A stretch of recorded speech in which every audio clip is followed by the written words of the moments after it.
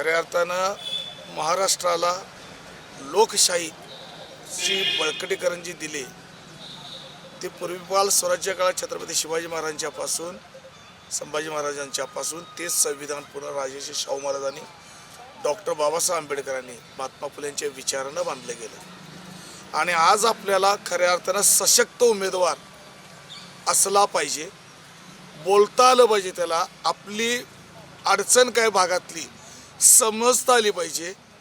अशी व्यक्ती जर आपण पाठवू शकलो तर खऱ्या अर्थानं आपल्या भागाचा, आपल्या महाराष्ट्राचा, आपल्या भारताचा विकास कसा साधता येईल। मी एक उमेदवार आहे म्हणून आपण सांगतो आणि मग माझ्या अपोजिट कोणतरी व्यक्ती सरकार कोणताच बी असलं तर त्याच्याकडं मागायचं कसं ही अडचण निर्माण असते। कारण मला ती तत्त्व बाजूला ठेवावे लागतात। तोही आपलाच आहे, मी आपलाच आहे, माझं जनताही आपली आहे, अशा पद्धतीचा उमेदवार असला पाहिजे की ज्यानं आपल्या भागाकडे लक्ष दिलं पाहिजे, नागरिकांच्याकडे लक्ष दिलं पाहिजे। साध्या सोप्या गटर, लाईट, पाणी, कचरा आज आजूबाजूला बघायला गेलं भटक्या कुत्र्यांचा तर वानवा आहे, म्हणजे ह्या सगळा बी त्रास आहेच ना।